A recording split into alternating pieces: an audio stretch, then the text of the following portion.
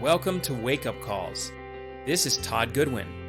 My wife Gina and I are board-certified hypnotists with years of experience empowering people to enjoy healthier and more fulfilling lives. There's a myth that hypnotists put people to sleep, but the truth is that we wake them up.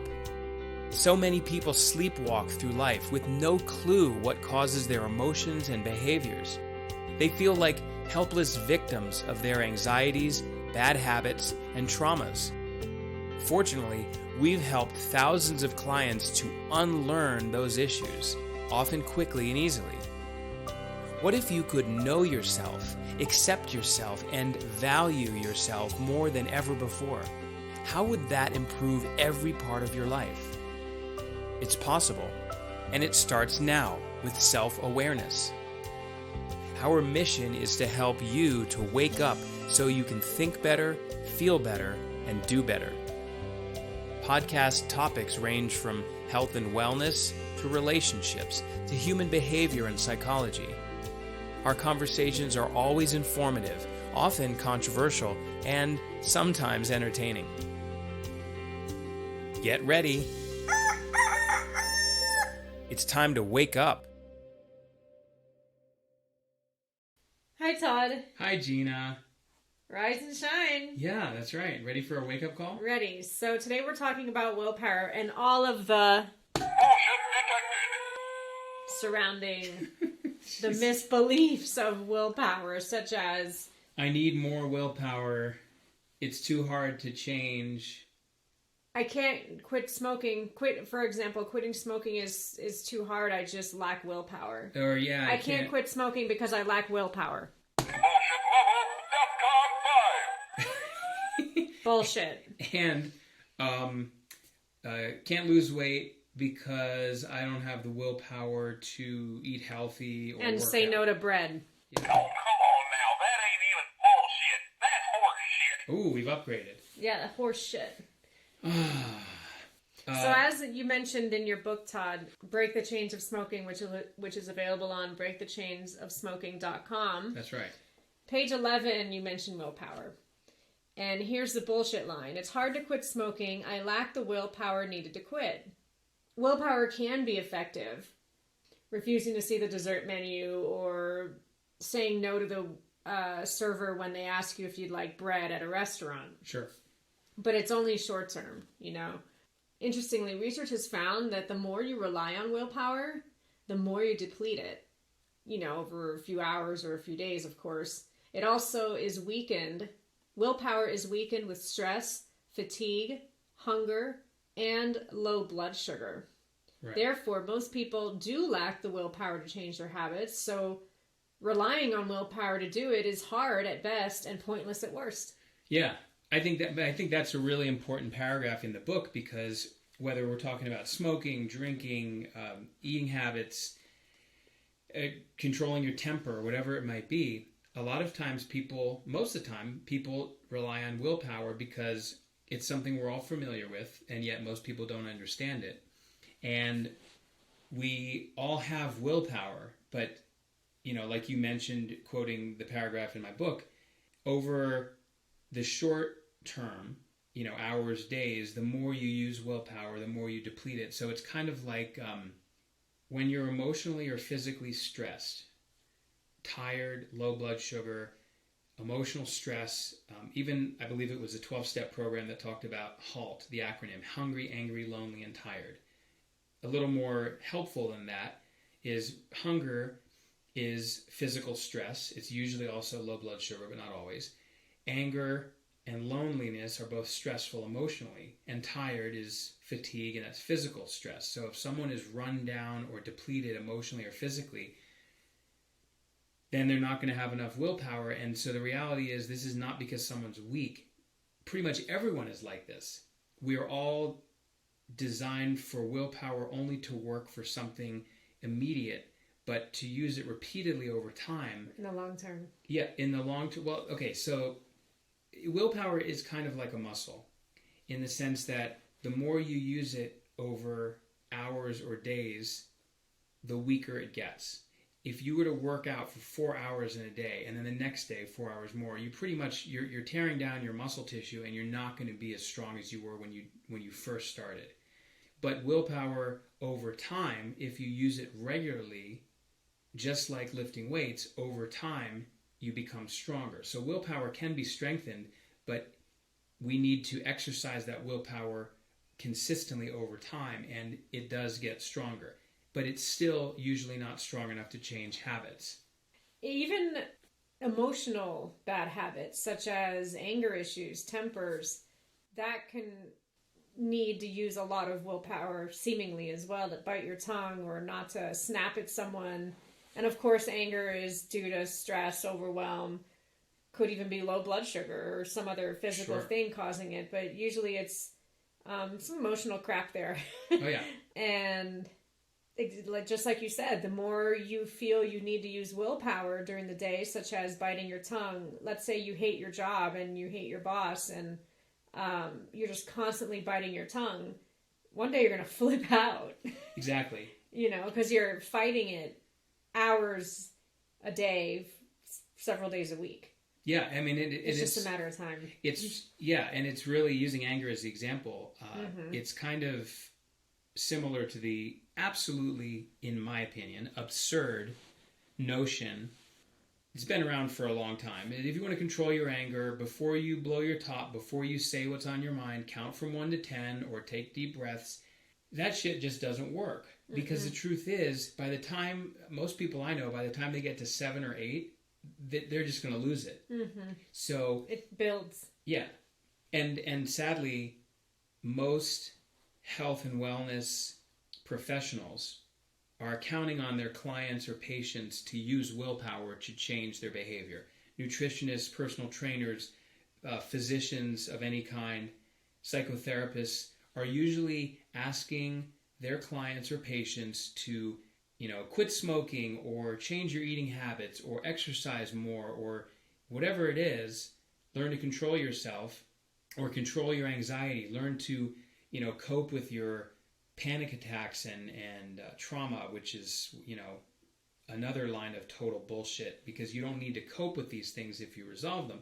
But what are they really arming people with? They're arming them with willpower. Use your willpower. Count from 1 to 10. Think about it. That doesn't work. And we wonder why the vast majority of this country is overweight, smokes or drinks or has various addictions or compulsive habits, because people are using willpower, which fails most of the time. 95% of diets fail, meaning a person might lose weight for a period of time, but they end up regaining it all, sometimes more. 95+% of cold turkey attempts to quit smoking fail because they're relying on willpower. We all know that even with a lot of addiction treatment facilities and 12-step programs like AA and NA and all of the Overeaters Anonymous, the reality is the success rate, if you want to call it that, for 12-step programs, at least the studies I've seen, is probably around 10%. And probably a lot of those people are basically just creating an addiction and a dependency on the group. Even if they're no longer smoking, drinking, doing drugs, they're now addicted to the group, and they're afraid to not go to their meeting every week because they might relapse. So really, they've improved their situation, but they're still emotionally dependent and still living in fear because they've been brainwashed to believe they'll always be an addict. And when they go to these usually very expensive inpatient treatment facilities for addictions and other issues, the success rate there is usually in the low teens, maybe 15%, and that's after someone or their insurance company spends $30,000 to $50,000 a month.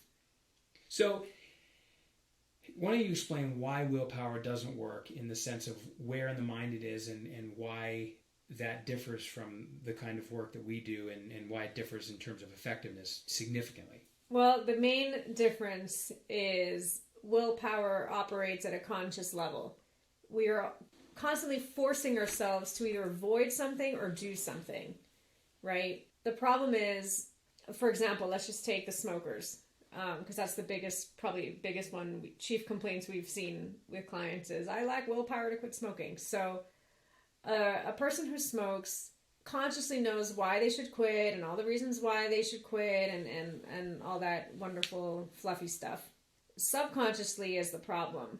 The problem does not lie in their conscious mind because consciously they know they should quit. Right. They know it's bad for them. You learn this in grade school, and you hear it all your life and you've seen people go through things and die or get illnesses. So you know it's bad. There's evidence out there. You still do it.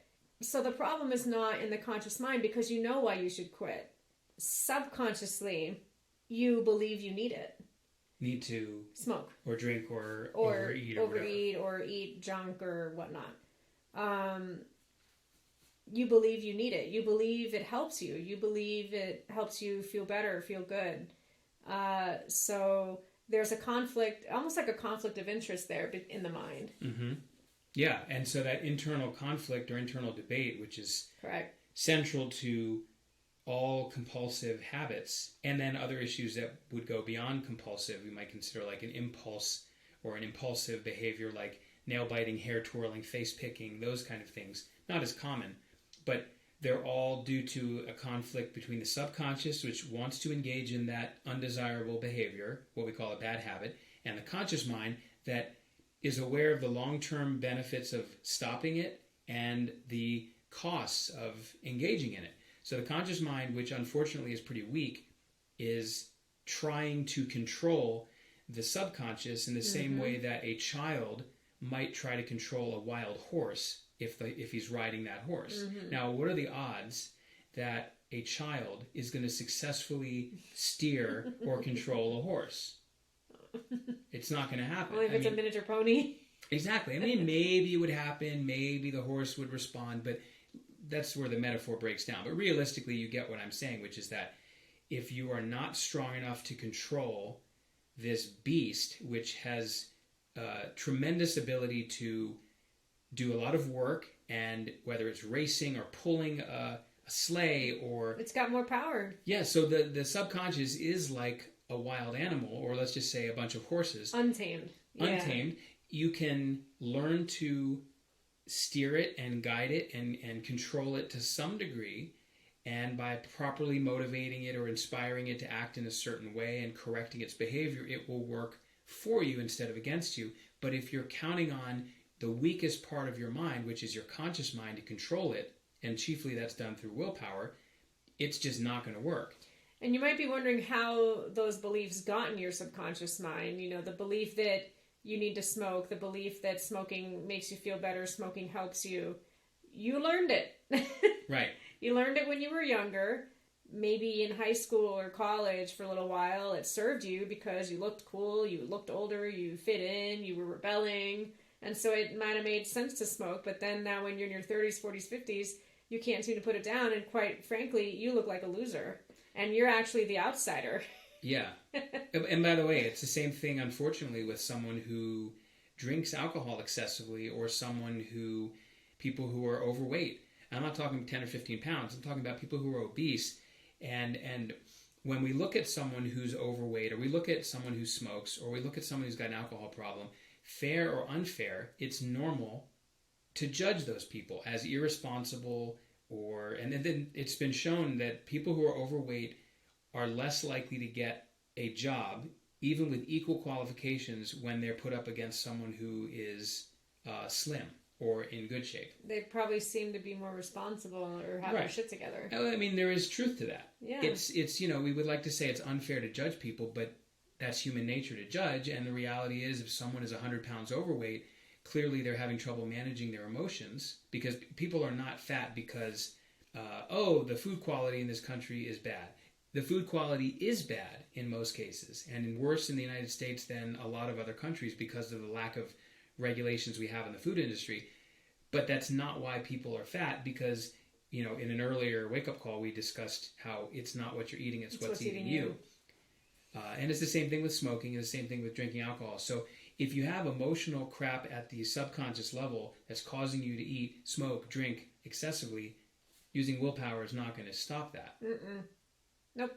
So the key to resolving those issues is to reprogram, re-educate, retrain the subconscious mind, because that's the emotional, irrational part that is involved with habits, emotions, beliefs, and it's the beliefs and emotions and habits that govern these unwanted behaviors, and willpower is just not going to overcome it. Right, and a lot of people feel controlled by their habits, controlled by the cigarette, controlled by the bottle of alcohol, controlled by the sugar. But really, your life is controlled by what you believe in your mind and not what happens outside of you. But it's funny though, Gina. Well, not funny. It's kind of sad. Most people don't. Yeah, they don't know that. They don't link it. But I mean that knowledge, that statement, it's been attributed to many people, but it goes back thousands of years. People at Aristotle and Plato's time, they talked about these kind of things. And as long as there have been intelligent people who observe human behavior over time, those informed people, whether they're philosophers or scientists, they know that we have the ability to change our life through changing the way we perceive of the events in our life. And you mentioned the coronavirus. You said that people are suffering now as much or more than before because they're always around the fridge in cigarettes, or if they're not working in an office, they're not working at home, they can smoke a cigarette right there at their desk. They don't have to, no one's going to see them leave their desk and clock out or clock in or whatever to smoke a cigarette. Right. They can smoke like a chimney all day long if they want. Mm-hmm. And especially if someone's on the fence about quitting and they're kind of over cigarettes, that they're just going to be so much more frustrated with themselves because the willpower is running low and they're smoking more cigarettes than before. It's a shame. And I think while it's true that... And then if some people blame the coronavirus... Warning, bullshit alarms. Right. And we did another wake-up call on that. It was our first one. So the other thing that I want to mention is about the current situation with people being sheltered at home and all of that. I think that even more important than the proximity to the refrigerator and the proximity to the alcohol or cigarettes, whatever it might be, more important than that is what's going on in their mind. And that's where we get back to what we mentioned before about being emotionally stressed. If people are not sleeping well, their willpower is less. If people are under stress because of the situation in this country or this world, they're more likely to fail if they try to use their willpower. And even if someone has good willpower and they're very emotionally level, it's still usually not going to work over time. I can not drink today, or I can avoid cigarettes today. Mm-hmm. But what about tomorrow? What about the next day? How many days in a row can you say that? Yeah, I mean, when I mentioned in another conversation that when I was a nutritionist briefly over 20 years ago, what I found was that with most of my clients who were weight loss clients, most of them failed to lose weight. They might have done well for a week or two, but then something stressful would come up and they'd fall off the wagon. So more important than even the environment is the mindset, the identity, the belief system that a person that we all have. So the smoker, the drinker, the overeater, let's just pick those three labels. If they got their mind straight, not through willpower, but through hypnosis and neurolinguistic programming, which are the things we work with, and really the subconscious changes and their belief about themselves and their emotional state and their identity and their relationship to these behaviors and substances, all of that changes, then that person can be in a bakery, in a bar, around other smokers, and not be tempted at all. And they're not using willpower. The people who successfully change their behaviors and their habits are not using willpower. So the key is when people are overwhelmed, they're more likely to go to their drug of choice, if in a way. Right. So wrapping it up, willpower does work. It just runs out. Right. So if you're relying on willpower for this meal or right now at this time, or if a friend offers you a drink or a cigarette and you're like, no, willpower usually will work fine. Or if you're walking by the bakery at the grocery store. Yeah, you can keep on walking. You can keep on walking. I mean, I remember actually when we lived in Miami, there was a great fudge place and we could walk right by. Do you remember the fudge place on Lincoln Road? Anyway, we can, you walk by, or even the pizza restaurant. Oh. So you walk by, there you go. So you walk by and you can smell the fudge, and they blow it out of the door. They blow the pasta sauce out of the door so that when you're walking by, you smell it. Now, you only have to use willpower for a few seconds if you keep walking. But if you stop, you go in, you read the menu, you look at all that stuff. But if that smell went on for a mile... Yes, exactly. It's just a matter of time, so you're going to say, okay, that's enough. I'm going to get a piece of pizza. However, if your mindset is very clear and you're congruent, both consciously and subconsciously, that fudge is inconsistent with your own well-being, and that kind of pizza is not good for you, and you know how bad you feel when you eat it, or whatever it is, then you don't even need willpower. Mm-hmm. But if you're not congruent, and if you have the internal conflict like we talk about, you need willpower, which usually fails. And this is why most people struggle. And this is what we do to help people resolve those issues. That's exactly right. Yeah. All right, well, we'll talk to you next time. That's it. Bye. Bye. We hope you enjoyed this episode. Please share it with others who might benefit too. Follow our podcast at www.goodwinwakeupcalls.com to be notified as new episodes are released. If you have questions or topics you'd like us to address, email wakeupcalls@goodwinhypnosis.com and visit goodwinhypnosis.com if you'd like our help to overcome a personal challenge. We'll talk to you soon.